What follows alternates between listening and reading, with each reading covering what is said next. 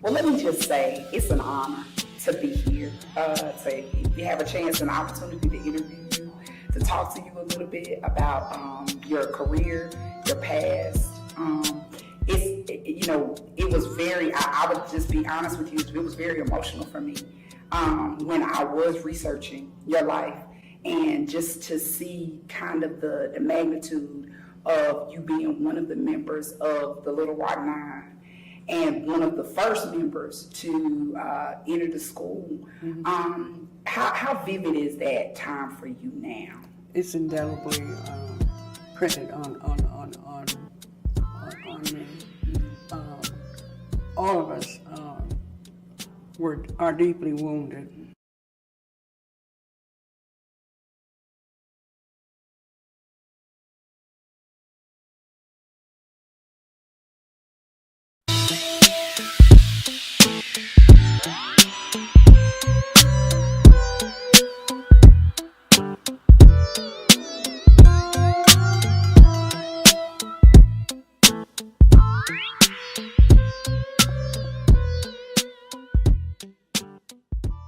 Mm-hmm. Well, welcome, Mrs. Eckford. How are you? I'm fine. I'm really, really happy to be here because I came because I wanted to learn more about the National Association of Black Military Women, and also because I have some understanding of their endurance and their resilience. And I'm really, really happy that some of them were able to thrive in a hostile environment. Right, because you were actually in the military yourself. Yes, during the Vietnam War. Wow. But my experience was different from what people are experiencing now. Okay. How so? Because there was a military draft then, and it resulting in a broader section of the broader expanse of the population in the military, because it got to the point where even student deferments were disappearing. Okay. I actually worked with a man who had deferments long enough to get 2 master's degrees. They got him anyway. Right. Were there a lot of women, or African American women, in the military at that time? No. The Women's Army Corps had one requirement that the regular military didn't have, is that in order to be in the service, you had to have a high school diploma or equivalent. Okay. And men didn't have to have that. In fact, during the Vietnam War, there was a category of people who were called US 67s, and these were people who had the draft call, but they didn't meet the intellectual requirements to be soldiers. There are some requirements. Right, you do have there are some basic requirements. but they were allowed to be in the military anyway. They're only identifiable by their service number starting US 67. Okay. How long were you in the military? Almost 5 years. Okay. Okay. Did you enjoy yourself? Was it a well, good experience? It was a shocking experience at first, because I had never been in an environment where people casually would say, "You people," talking to the underlings. Right. I was as an enlisted person during basic training. Even a PFC could lord over us. Okay. But I was in long enough, and in so many different environments. I served in training centers. I served at Fort Lewis, Washington, which was a rotation point for Southeast Asia. So I saw soldiers who were plucked from the jungle and brought to the States a day before they were being discharged. So they walked around looking like zombies. And then I was in, my last station was the training center for women. So it was a place that people were reluctant to go back to because of their first experiences. Right. But I enjoyed it because I had a beat system, and I wasn't desk-bound, and so I was able to develop some of my own stories. You were able to move around. Good. Well, let me just say, it's an honor to be here, to have a chance and opportunity to interview you, to talk to you a little bit about your career, your past. It was very, I would just be honest with you, it was very emotional for me when I was researching your life, and just to see kind of the magnitude of you being one of the members of the Little Rock Nine and one of the first members to enter the school. Mm-hmm. How vivid is that time for you now? It's indelibly printed on me. Mm-hmm. All of us are deeply wounded. I talk about the effects, whereas some don't, and it's different for each of us. Mm-hmm. We're really scattered over the world. Minnie Jean Brown, in 1963, moved to Canada. During the last 2 years of the Clinton administration, she came back to the States and worked in the Interior Department, which she called the plantation. Gloria Ray Kalmark was sent to the Netherlands around 1963 for a temporary assignment, and she's been in Europe ever since. Okay. She's worked in Holland and Sweden and other countries because she's both an inventor. She founded and edited a computer design quarterly magazine. She's very, very talented, and ended up being a patent attorney. Oh, wow. Wow. To protect her invention. Right, that's amazing. I was watching even an interview on Oprah where 7 of you all came on her show and talked about your experiences, and I noticed I didn't see you. Well, there's lots of things that they go to that I don't.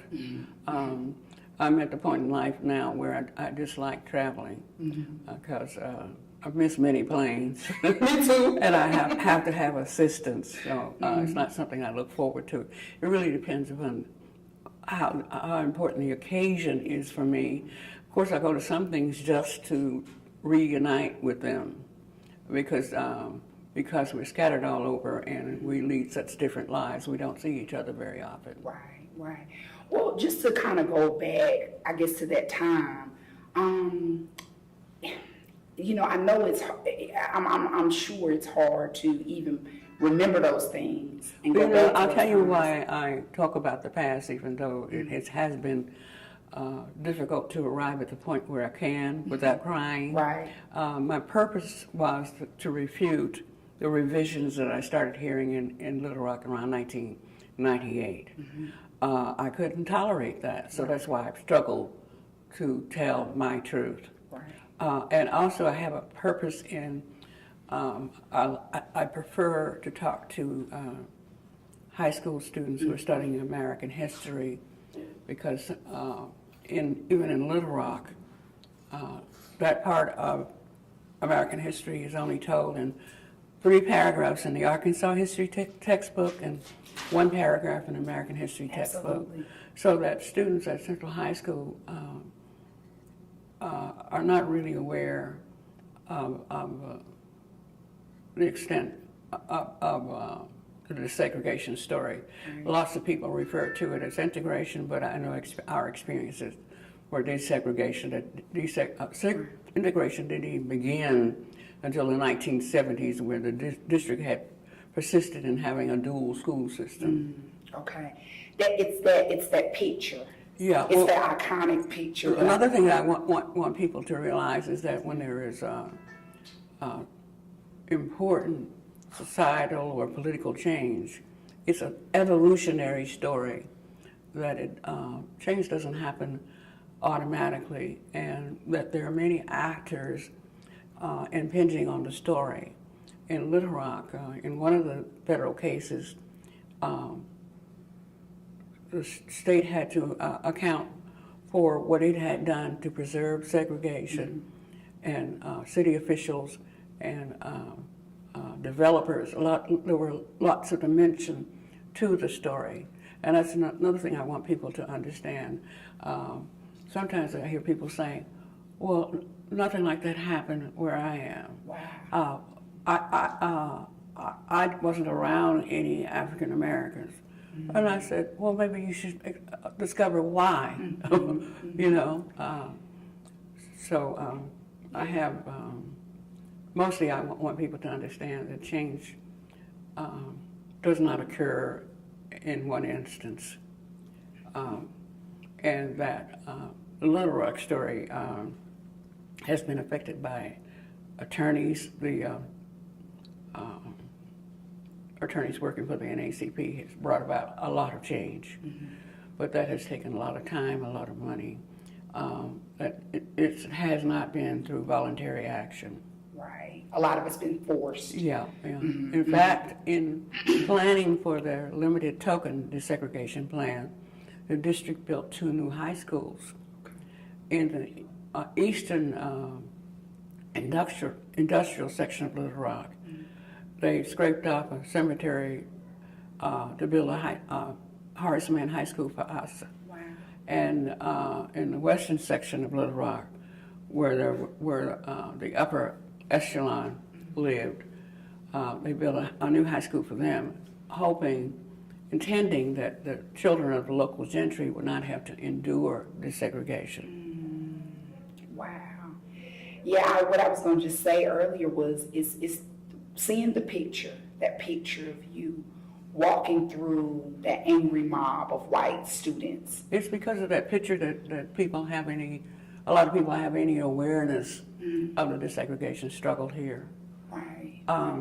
So I'm really grateful to good photojournalism. Right, that for capturing that moment. I mean, but what I'm thinking, watching that and seeing that is, what were you thinking? What was going through your mind at that moment? It took 3 attempts to get into school before I finally realized that the all-white National Guard was there not just to protect the students, but to keep us out of school.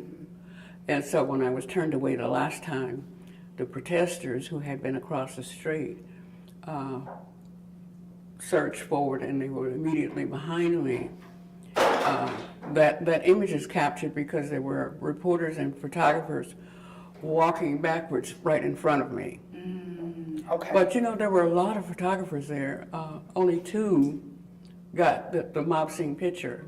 Oh. And it was because one was a recent photojournalism graduate who had 35 millimeter camera, and the other one was a stringer for United Press. So an example, and the new photographer at the local paper had been stationed by his chief photographer at an area where they didn't expect anything to happen. Right. Oh, wow. Well, I mean, do you remember feeling terrified, or did you just block everything You out? know something, I've censored myself for many, many years, and it's only recently, after reading something that reminded me early on of what I said about what I heard after I walked out into the street and these people were following me and screaming at me and threatening me. These are words that I haven't said until recently. I heard someone say, let's hang her, get a rope, drag her over to the tree, and other people were constantly threatening me. But I continued to walk forward because Central High School area was very familiar to me, and I knew that there was another bus stop at the end of the school. The school is 2 blocks wide, so I knew that at the opposite end there was another bus stop, and I was familiar with that bus stop, and it would take me home. You knew an exit. Yeah, another thing that I tell kids, you know, I in my mother's absence, I call her the Queen of No, because I think I was the last African American student chosen by the superintendent to go to school. It's a story of people signing up for a new experience to be pioneers. About 85 students had signed up, and the superintendent intended a very, very small number. So he even asked the principals of the Negro High School and junior high school to discourage a lot of the students. Further, he said that he would make the final selection, and that the students he chose had to be good students, and they couldn't be troublemakers. Right. What was in my experience, what was a troublemaker in the 1950s? Exactly. Somebody who chewed gum in class, somebody who talked out of turn, maybe somebody who had a fist fight on the school grounds. Right. Violence in school was not an ordinary occurrence until I went to Central High School, and where it was an everyday occurrence. Wasn't one of the young ladies asked to leave before that first year was over? Benny Jean Brown was expelled in January after retaliating. So, in the cafeteria, somebody had spilled soup over her, and she was going to the table. She was being blocked, and she told the vice principal that she accidentally, on purpose, spilled chili on that person. Accidentally on purpose. Yeah. And so, so she was suspended. But afterwards, there was an organized group who tormented us, passed out printed hate literature, and they seemed to be led by adults because their efforts were coordinated. You could tell the difference between somebody who was acting independently and somebody who was part of the plan for that day. In fact, of those people who came to Oprah Show, the 7, and 2 others of our tormentors, one confessed that they met after school with a woman who helped them plan what they were going to do the next school day. And in listening to some of the interviews, I think a lot of the students were saying that gym class was horrible. It was for the boys. The worst thing that happened to me in gym class. There were some things that happened. One thing that happened every day, being body slammed against the wall locker, was an everyday occurrence. You just didn't know when and where it would happen. We were not trained in nonviolent tactics until January. So that we had to figure out on our own how to try to protect ourselves. Because the rule was that if we were retaliated, we would be expelled.